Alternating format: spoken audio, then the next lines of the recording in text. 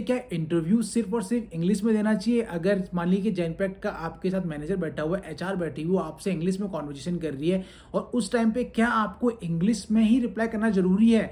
अगर आपकी इंग्लिश उतनी अच्छी नहीं है, आप हेसिटेट करते हैं, आप ये कह सकते हैं कि भाई मेरी रिटर्न अच्छी है लेकिन स्पोकन उतनी अच्छी नहीं है, तो क्या मैं हिंदी में रिप्लाई या कर सकती हूँ या कर सकता हूँ?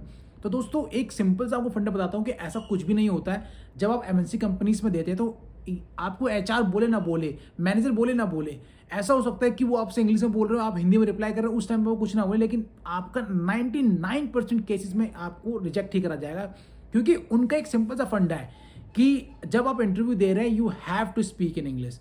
अभी अगर आप ज्वाइन हो जाते हैं, आप अपने टीममेट्स के साथ बात करते हैं, nobody asking you to speak in English all the time, but अगर आपको अपने क्लाइंट से बात करनी है, आप मान लीजिए आपको अपनी जो सीनियर अथॉरिटी वालों से बात करनी है, क्योंकि एमएनसी कंपनीज में क्या होता है, मोस्टली ये रिमोटली वर्क कर रहे होते हैं लोग कहीं कहीं से। आप मान लीजिए अगर आप दिल्ली में बैठे हैं, आपके आईटी वाले बैंगलोर से हैं, they don't speak your language, so आपको एक यूनिवर्सल लैंग्वेज, इंग्लिश लैंग्वेज वहाँ पर उनके साथ कॉन्वर्सेशन करनी पड़ती है। आप कैसे बताएंगे उनको कि आपको क्या प्रॉब्लम फेस हो रही है, क्या हो रहा है? आपको क्लाइंट से बात करना पड़ेगा, तो आप कैसे उस सिचुएशन को टैकल करेंगे? तो इसलिए आपका सिर्फ इंग्लिश में रिटर्न ही होना अच्छा नहीं है, आपको स्पोकन भी आपको बोलना पड़ेगा उनके साथ। अगर जैसे ये मान लीजिए अगर 100 में से आप कोई 1-2% अगर हिंदी बोलते हैं तो इट्स ओके, क्योंकि हमारी नेचुरल, हमारे ये एक हैबिट होती है, हमारी जो फर्स्ट लैंग्वेज होती है हमेशा वो डोमिनेट करती है हमारी सेकंड लैंग्वेज को। तो दोस्तों मैं आपको एक साफ और क्लियर यहाँ पर जवाब देता हूँ कि अगर आप इंटरव्यू में बैठे हैं तो आपको इंग्लिश में ही बात करनी पड़ेगी। आप हिंदी में बात नहीं कर सकते, आप हिंदी को यूज़ नहीं कर सकते हैं वहाँ पर।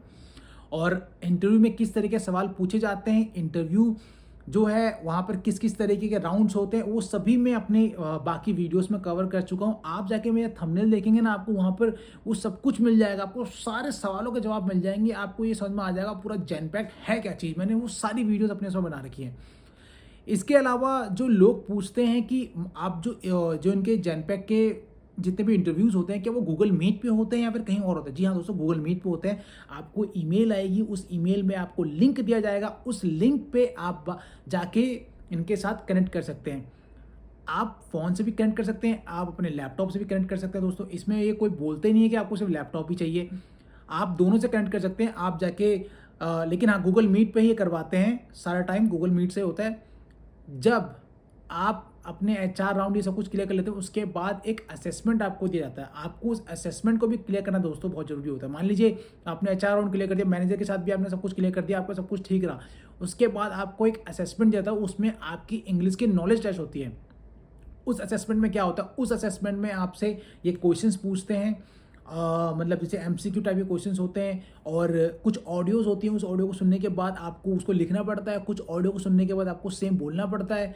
तो ऐसे असेसमेंट जहाँ पर आपका रिटर्न और आपका vocal, I mean the spoken, वो सभी का सभी चेक होता है। तो इस तरह के कुछ असेसमेंट होते हैं, वो असेसमेंट भी आपको देने पड़ते हैं।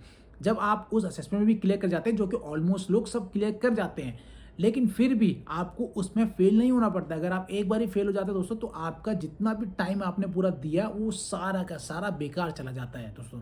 तो आप ध्यान रखिए कि इंग्लिश का होना बहुत जरूरी है, ना सिर्फ रिटर्न पर स्पोकन भी। स्पोकन, और देखिए आप रट्टा मार के मत जाइएगा कि इंटरव्यू देने जा रहे हैं तो रट्टा मार लिया, रट्टा बिल्कुल मत मारिएगा, क्योंकि आपको भी नहीं पता कि इंटरव्यू इस टाइम पे कौन सा क्वेश्चन पूछ लेगा।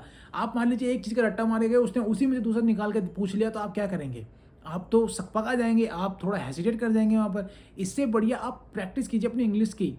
एक ऐसे वर्ड्स, बिल्कुल फॉर्मल में जाने की जरूरत भी नहीं है दोस्तों, आप नॉर्मली बोलेंगे तब भी वो समझ जाएंगे। बस उनको एक सर्वाइविंग इंग्लिश वहाँ पर चाहिए होती है कि हाँ ये बंदा बोल पा रहा है, समझ पा रहा है, कल को जाके ये सिचुएशंस को टैकल कर सकता है।